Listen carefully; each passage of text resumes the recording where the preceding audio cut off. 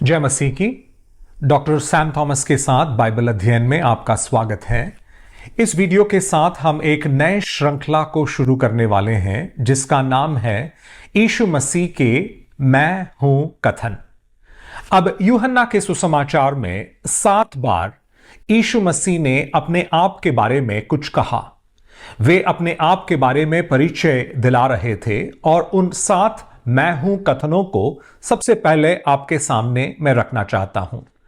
यूहन्ना का सुसमाचार उसके 6वें अध्याय में यीशु मसीह ने कहा, जीवन की रोटी मैं हूं। यूहन्ना का सुसमाचार 8 अध्याय के 12 वचन में यीशु ने कहा, जगत की ज्योति मैं हूं। फिर यूहन्ना के सुसमाचार उसके 10 अध्याय के 7वें वचन में यीशु ने कहा, भेड़ों का द्वार मैं हूं। फिर यीशु ने 10 अध्याय उसके 11 वचन में इस प्रकार कहा, अच्छा चरवाहा मैं हूं।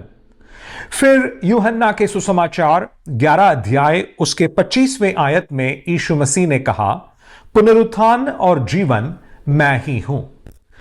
यूहन्ना का सुसमाचार 14 अध्याय के 6वें वचन में यीशु ने कहा, मार्ग सत्य और जीवन मैं ही हूं। 15 अध्याय के पहले वचन में यीशु ने कहा, सच्ची दाखलता मैं हूं। इस प्रकार 7 बार यीशु मसीह ने मैं हूं कथनों को यीशु कहते हैं। बड़े सरल शब्दों को इस्तेमाल करते हुए बड़े गहरे विचारों को यीशु मसीह हमारे सामने प्रस्तुत कर रहे हैं। इस वीडियो के अंदर हम यीशु मसीह के पहले कथन पर हम चर्चा करने वाले हैं। यूहन्ना का सुसमाचार उसका 6वां अध्याय उसके 35वें आयत के आधार पर, जहां यीशु कहते हैं, जीवन की रोटी मैं हूं। अब यूहन्ना का सुसमाचार उसका 6वां अध्याय एक ऐसा अध्याय है जहां पर यीशु मसीह ने बहुत बड़े एक चमत्कार को किया। 5 रोटी और 2 मछली को इस्तेमाल करते हुए यीशु मसीह ने कुछ 5000 लोगों को खिलाया। 5000 जो है वो केवल पुरुषों की गिनती है। उनके अलावा वहां पर स्त्रियां भी होंगे, बच्चे भी होंगे। कुछ 10,000 से 15,000 लोगों के बीच के संख्या में लोगों को यीशु ने 5 रोटी और 2 मछलियों के द्वारा खिलाया। तो बहुत बड़ा एक चमत्कार वहां पर हुआ। उस दिन रात को यीशु मसीह और चेले जो हैं झील के उस पार चले जाते हैं। और अगले दिन की बात है जो हम यूहन्ना का सुसमाचार उसका 6वां अध्याय उसके 25 से लेकर आगे पढ़ने वाले हैं।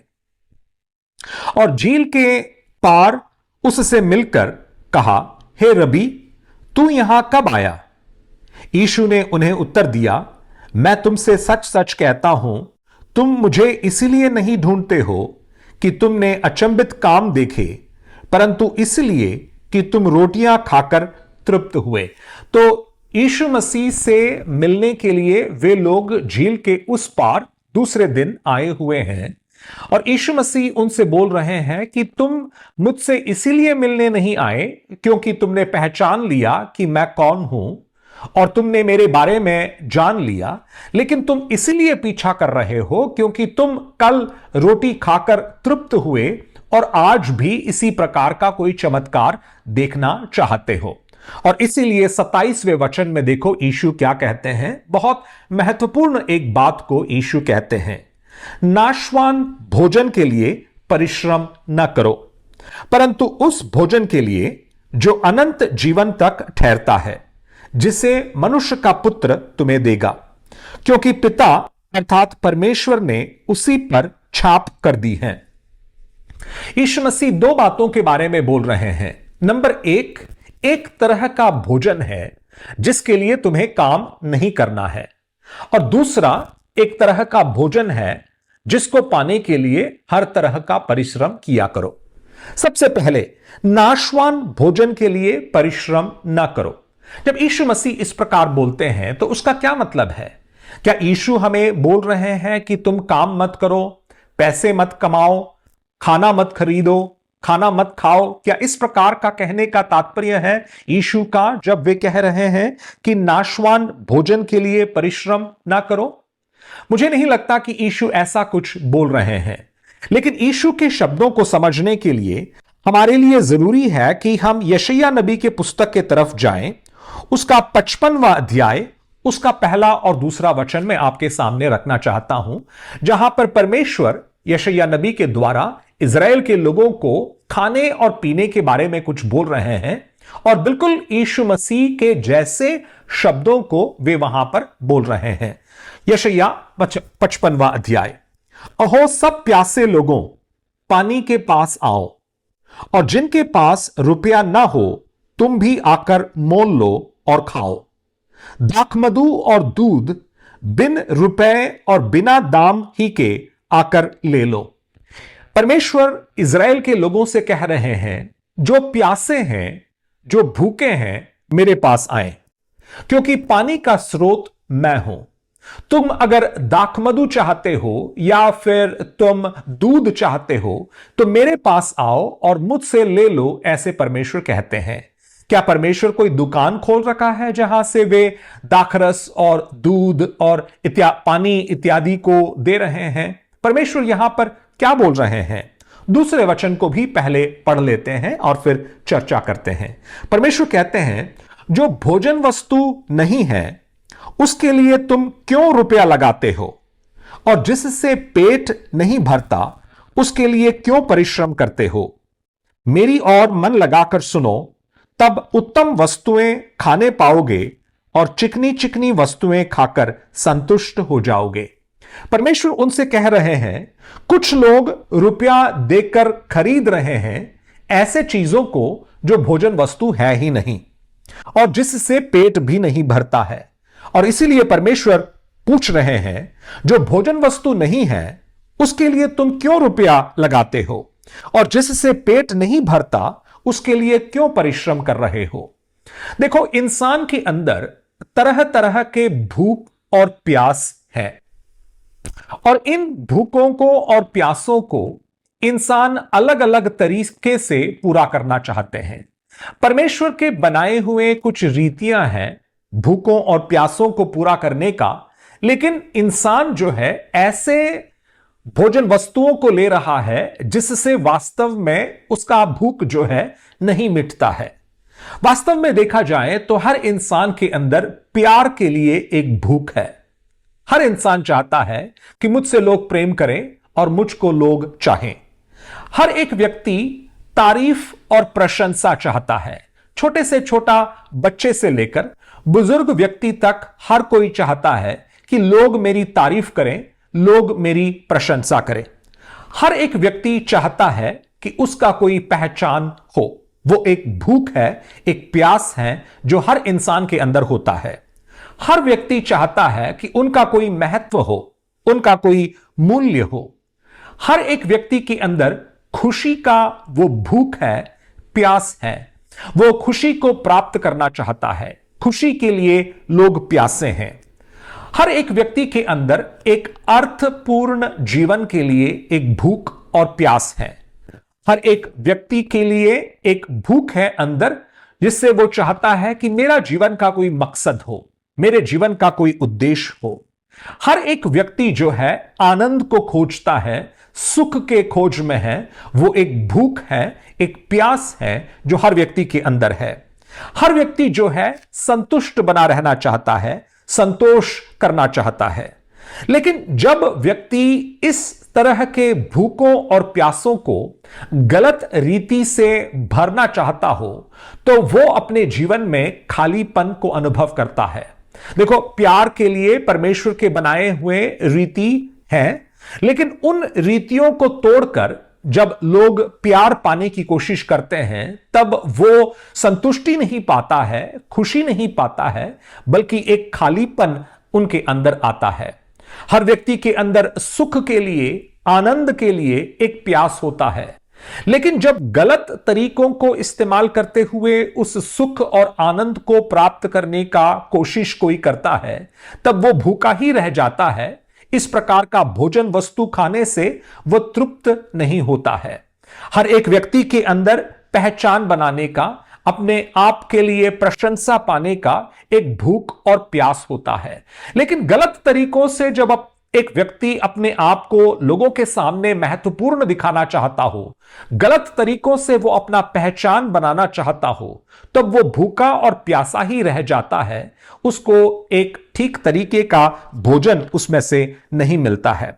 यशायाह नबी की पुस्तक 55वें अध्याय में परमेश्वर लोगों से पूछ रहे हैं, जो भोजन वस्तु नहीं है उसके लिए तुम क्यों रुपए लगाते हो, और जिससे तुम्हारा पेट नहीं भरता उसके लिए तुम क्यों परिश्रम करते हो। यानी ऐसे चीजों के पीछे मत भागो जो तुम्हें वास्तव में खुश और आनंद नहीं करा सकता, जो वास्तव में अर्थ और महत्व तुम्हें नहीं दे सकता। यानी जो भोजन वस्तु नहीं है उसके पीछे मत भागो, ऐसे परमेश्वर का कहने का तात्पर्य है यशायाह नबी के पुस्तक से।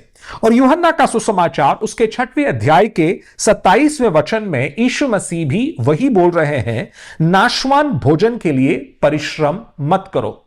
यानी तुम जिस तरीके के भोजन के लिए काम कर रहे हो वो नाशवान है, वो तुम्हें आनंद और सुख और अर्थ इत्यादि जो है नहीं दे सकता है।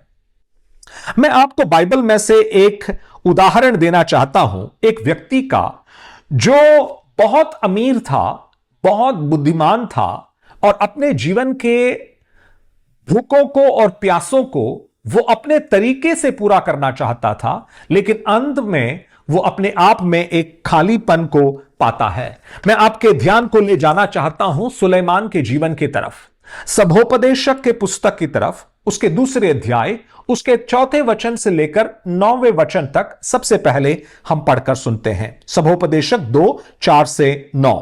सुलेमान कहते हैं, मैंने बड़े बड़े काम किए, मैंने अपने लिए घर बनवा लिए और अपने लिए दाख की बारियां लगवाई। मैंने अपने लिए बारियां और बाग लगवाए और उनमें भांति भांति के फलदायी वृक्ष लगाए।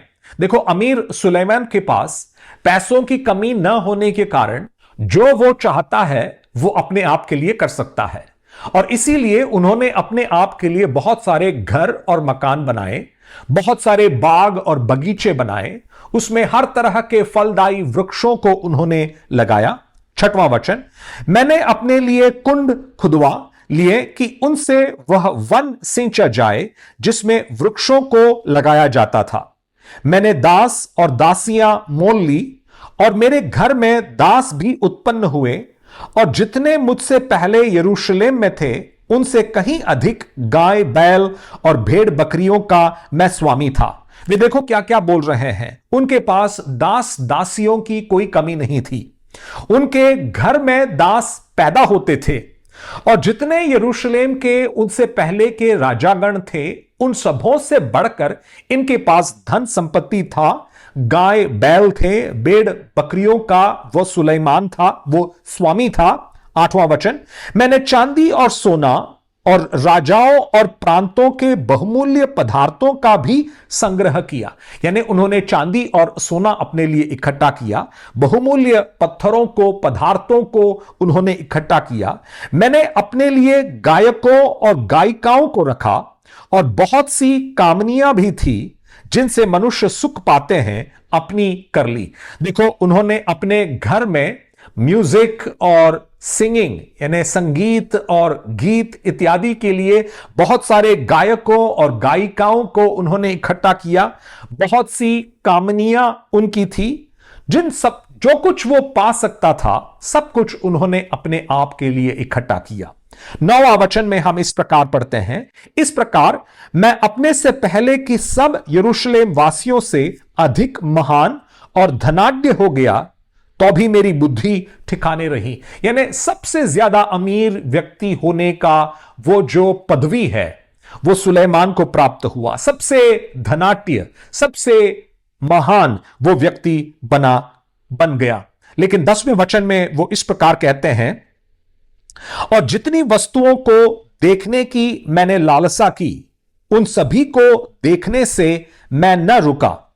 मैंने अपना मन किसी प्रकार का आनंद भोगने से न रोका, क्योंकि मेरा मन मेरे सब परिश्रम के कारण आनंदित हुआ और मेरे सब परिश्रम से मुझे यही भाग मिला। सुलेमान यहां पर क्या बोल रहे हैं? सुलेमान ने ये बोल रहे हैं, अगर मैंने कुछ देखा और मैंने उसको चाहा तो मैंने उसको प्राप्त भी किया। मैंने कभी अपने मन को रोका नहीं। अगर मेरे मन ने कुछ देखा और चाहा तो मैंने उसको भी अपने आप के लिए प्राप्त किया। अब दुनियादारी तरीके से देखा जाए तो सुलेमान बहुत ही महान, बहुत ही धनाढ्य, बहुत ही सुख सुविधाओं वाला, बहुत ही अच्छा जीवन को वे जी रहे हैं। लेकिन देखो सुलेमान स्वयं अपने जीवन के बारे में 11वें वचन में क्या बोल रहे हैं। तब मैंने फिर से अपने हाथों के सब कामों को और अपने सब परिश्रम को देखा, तो क्या देखा कि सब कुछ व्यर्थ और वायु को पकड़ना है और सूर्य के नीचे कोई लाभ नहीं है। वे अपने सारे इन संपत्तियों को देखकर, अपने सारे इन उपलब्धियों को देखकर सुलेमान इस प्रकार बोल रहे हैं कि यह सब कुछ व्यर्थ है। इंग्लिश बाइबल में है एवरीथिंग इज मीनिंगलेस, और इस शब्द को बार बार वे इस पुस्तक में इस्तेमाल कर रहे हैं कि सब कुछ व्यर्थ है, सब कुछ वायु को पकड़ने के समान है, सूर्य के नीचे इस पृथ्वी के ऊपर कोई अर्थ नहीं है, कोई लाभ नहीं है, ऐसे सुलेमान बोल रहे हैं। हम किस विषय के बारे में चर्चा कर रहे हैं? यीशु का वो कथन जिसमें उन्होंने कहा कि नाशवान भोजन के लिए परिश्रम मत करो।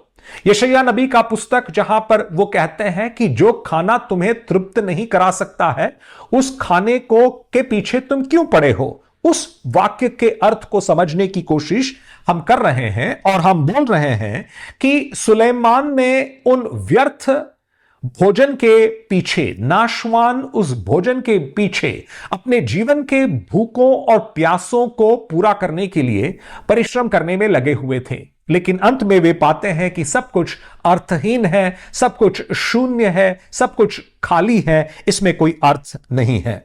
अब आते हैं दूसरे अध्याय का 17वां वचन, देखते हैं सुलेमान वहां पर क्या बोलते हैं। इसीलिए मैंने अपने जीवन से घृणा की, क्योंकि जो काम सूर्य के नीचे किया जाता है मुझे बुरा मालूम हुआ, क्योंकि सब कुछ व्यर्थ और वायु को पकड़ना है।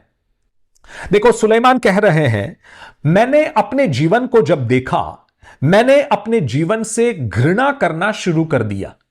यानी जो कुछ से वो अपने जीवन को भरना चाहता था, उससे उसका जीवन भरा नहीं बल्कि खाली हुआ।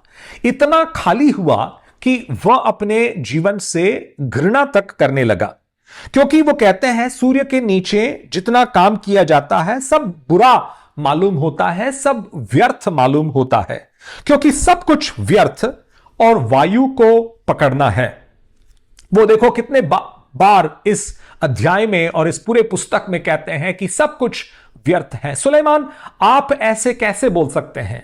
आप दुनिया के सबसे बुद्धिमान व्यक्ति हैं, उस समय के सबसे ज्यादा आप महान व्यक्ति थे, सबसे ज्यादा आप पैसे वाले थे, आपके पास सब कुछ था, आपके पास कुछ नहीं था जो आप नहीं ला सकते थे। इसके सब बावजूद आप कैसे बोल सकते हैं कि आपका जीवन बेकार हुआ, या आप अपने खुद के जीवन से घृणा कर रहे हैं, या सब कुछ व्यर्थ है? आप ऐसे कैसे बोल सकते हैं? देखो दूसरे अध्याय का 18 से 21 तक वे किस प्रकार की बातों को बोलते हैं।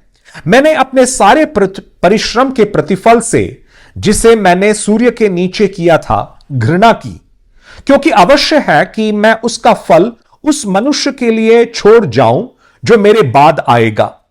यह कौन जानता है कि वह मनुष्य बुद्धिमान होगा या मूर्ख? तो भी सूर्य के नीचे जितना परिश्रम मैंने किया और उसके लिए बुद्धि प्रयोग की, उस सब का वही अधिकारी होगा। यह भी व्यर्थ ही है। तब मैं अपने मन में उस सारे परिश्रम के विषय जो मैंने सूर्य के नीचे किया था निराश हुआ। देखो वे अपने जीवन के निराशा का कारण बता रहे हैं, क्योंकि उनका जीवन समाप्त होने वाला है और वे सोच रहे हैं कि जो कुछ भी मैंने कमाया, जो कुछ मैंने प्राप्त किया, मैं इस दुनिया में छोड़कर जाऊंगा और उसको एक दूसरा व्यक्ति अनुभव करेगा। वो बुद्धिमान होगा, मूर्ख होगा, किसे पता। और इसीलिए वे निराश हो रहे हैं और अपने सारे परिश्रम और कमाई पर वो घृणा करना शुरू कर देते हैं। 22 और 23वां वचन भी पढ़ते हैं। मनुष्य जो सूर्य के नीचे मन लगा लगाकर परिश्रम करता है उससे उसको क्या लाभ होता है? उसके सब दिन तो दुखों से भरे रहते हैं और उसका काम खेद के साथ होता है।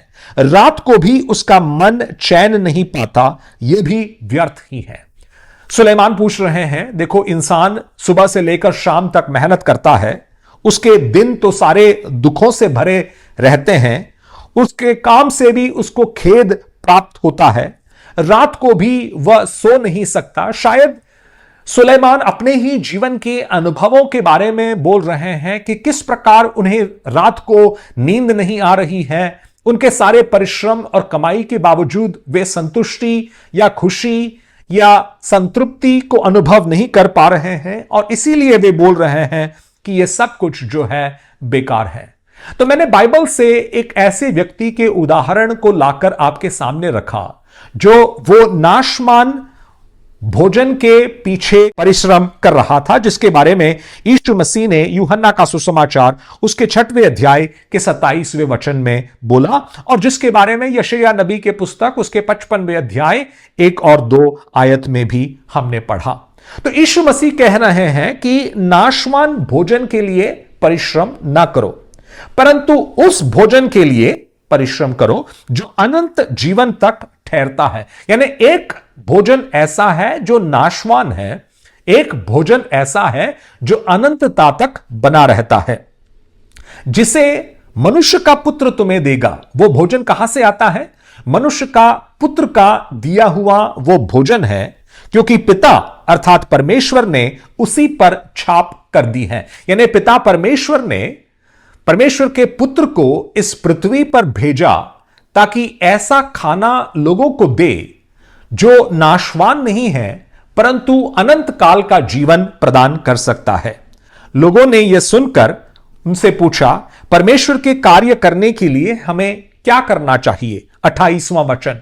वे पूछ रहे हैं, ठीक है, हम नाशवान भोजन के लिए काम नहीं करेंगे, परमेश्वर के उस भोजन के लिए हम काम करेंगे, लेकिन कैसा काम हमें करना चाहिए, कैसा परिश्रम हमें करना चाहिए? 29वां वचन में यीशु का उत्तर सुनिए।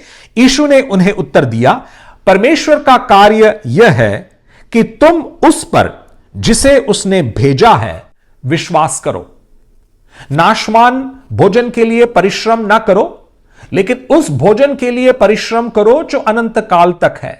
वो परिश्रम क्या है? परमेश्वर के भेजे हुए उसके पुत्र पर भरोसा रखना ही वो काम है, वो परिश्रम है। 30वां वचन से आगे देखो वे क्या बोल रहे हैं। तब उन्होंने उससे कहा, फिर तू कौन सा चिन्ह दिखाता है कि हम उसे देखकर तुझ पर विश्वास करें?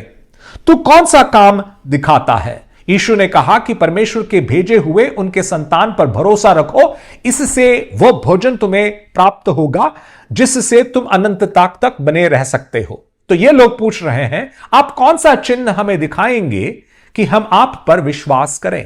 क्या वे भूल गए कि यीशु मसीह ने पिछले दिन ही एक बड़े चिन्ह को दिखाया था जब उन्होंने 5 रोटी और 2 मछलियों से 5000 से ज्यादा लोगों को खिलाया था। आगे वे पूछते हैं, हमारे पूर्वजों ने जंगल में मन्ना खाया, जैसा लिखा है उसने उन्हें खाने के लिए स्वर्ग से रोटी दी। वे बोल रहे हैं, देखो हमारे पूर्वजों ने मिस्र से निकलते समय मरुभूमि में परमेश्वर के भेजे हुए उस भोजन को, मन्ना को उन्होंने खाया। आप उसके तुल्य क्या अद्भुत काम दिखा सकते हैं? 30वां वचन। यीशु ने उनसे कहा, मैं तुमसे सच सच कहता हूं कि मूसा ने तुम्हें वो रोटी स्वर्ग से न दी। यानी मरुभूमि में इस्राएलियों को जो भोजन मिला वो मूसा का दिया हुआ भोजन नहीं था, परंतु मेरा पिता तुम्हें सच्ची रोटी स्वर्ग से देता है, क्योंकि परमेश्वर की रोटी वही है जो स्वर्ग से उतरकर जगत को जीवन देती है। देखो यीशु मसीह क्या बोल रहे हैं, मरुभूमि में वो मन्ना देने वाला मूसा नहीं था, मेरे पिता परमेश्वर थे, और आज भी वे ही इस स्वर्गीय भोजन को इस पृथ्वी पर भेज रहे हैं, क्योंकि परमेश्वर की रोटी वही है जो स्वर्ग से उतरकर जगत को जीवन देती है। तब उन्होंने उनसे कहा, हे स्वामी, ये रोटी हमें सर्वदा दिया कर। यानी अगर आप हमें पिता परमेश्वर की ओर से वो रोटी दिला सकते हैं तो दिलाइए प्रभु, ऐसे वे लोग बोल रहे हैं। और इस संदर्भ में यीशु मसीह इस प्रकार बोल रहे हैं। 35वां वचन, यीशु ने उनसे कहा, जीवन की रोटी मैं हूं, जो मेरे पास आएगा वो कभी भूखा ना होगा, और जो मुझ पर विश्वास करेगा वो कभी प्यासा नहीं होगा। यानी जीवन के सबसे बड़े जो भूख है, प्यास है, उसको पूरा करने के लिए मैं ही परमेश्वर के ओर से जीवन दाता के रूप का वो रोटी बनकर आया हूं। नाशवान भोजन है, बहुत सारे चीजें हैं जिसके पीछे आप भाग सकते हैं, लेकिन जीवन का सबसे प्रमुख भूख, सबसे प्रमुख जो प्यास, जो परमेश्वर के लिए होता है, जो आत्मिकता के लिए होती है, जो सच्चाई के लिए होता है, उस तरह के भूख और प्यास, चंगाई के लिए जो भूख है, पापों के क्षमा के लिए जो भूख है, उस प्रकार के भूख और प्यास को केवल यीशु मसीह ही मिटा सकते हैं। यीशु कहते हैं कि मैं ही जीवन का रोटी हूं, जो मेरे पास आएगा वो कभी भूखा न होगा, और जो मुझ पर विश्वास करेगा वो कभी प्यासा न होगा। जैसे यशायाह नबी का पुस्तक 55वें अध्याय में परमेश्वर लोगों से बोल रहे हैं, आओ मेरे पास और मुझसे पानी लो, दाखमधु लो, दूध लो, पी लो। ऐसे जैसे परमेश्वर 55वें अध्याय यशायाह नबी के पुस्तक से कहते हैं, उसी प्रकार यीशु मसीह यहां पर बोल रहे हैं कि मेरे पास आओ, तुम कभी भूखे नहीं रहोगे, तुम कभी प्यासे नहीं रहोगे। ऐसे यीशु अपने आप का परिचय यहां पर दे रहे हैं। यह सबसे पहला कथन है यीशु मसीह का, जिसके द्वारा वे अपने आप का परिचय दे रहे हैं। देखो, जीवन के और भी अन्य भूख है। शारीरिक भूख के लिए हमें रोटी खाना ही होता है। आत्मिक भूख के लिए प्रभु यीशु मसीह स्वयं जीवन का रोटी बनकर हमारे पास आया है। लेकिन जीवन के अन्य भूखों के लिए, जैसे लैंगिक भूख होता है, या फिर हमें जीवन में महत्व के लिए जो भूख होता है, उन सबों के लिए परमेश्वर ने अपने अपने रास्तों को खोल कर रखा है। और उन रास्तों के अंदर, उन मर्यादाओं के अंदर खड़े रहकर जब हम हमारे भूखों और प्यासों को पूरा करने की कोशिश करते हैं, तो सचमुच में परमेश्वर का वो संतुष्टि और परमेश्वर का वो आनंद इत्यादि जो है हमारे जीवन में प्राप्त होता है। सुलेमान जैसे धनाढ्य महान व्यक्ति अपने पैसों के ताकत से सब कुछ कमाता है, लेकिन अंत में कहता है कि मेरा जीवन खाली है, मेरा जीवन व्यर्थ है, मेरा जीवन बेकार है।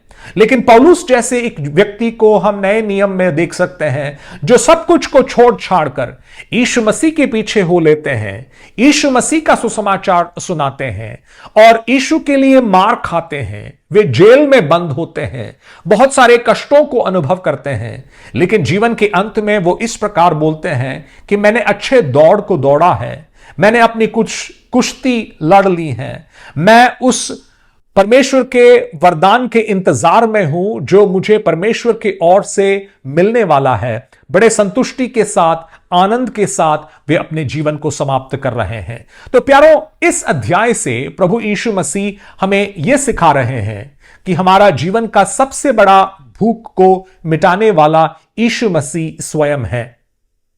अगर आप इन वचनों को सुन रहे हैं और आज तक अपने यीशु मसीह को अपने हृदय में ग्रहण नहीं किया, तो यीशु कह रहे हैं, जीवन का रोटी मैं हूं, जो मेरे पास आता है वो कभी भूखा नहीं रहेगा। आत्मिक भूख के बारे में यीशु बोल रहे हैं, वो कभी प्यासा नहीं रहेगा। आत्मिक प्यास के बारे में यीशु बोल रहे हैं। और उस पहले भूख को जो भी यीशु मसीह के पास आकर पूरा करता है, उसके जीवन के अन्य सारे भूखों और प्यासों को भी सही तरीके से पूरा करने का वो मार्गदर्शन और रास्ता जो है प्रभु यीशु मसीह हमें दिखाता है। इसीलिए सचमुच में यीशु मसीह को अपना जीवन का रोटी बनाकर उसको अपने जीवन में अपने भूख को पूरा करने के लिए इस्तेमाल करते हुए हम हमारे जीवनों को आगे बढ़ाएंगे तो परमेश्वर का आशीष हम जरूर बहुतायत के साथ प्राप्त करेंगे। मैं विश्वास करता हूं कि यह पहला कथन जो यीशु मसीह का था, जीवन का रोटी मैं हूं,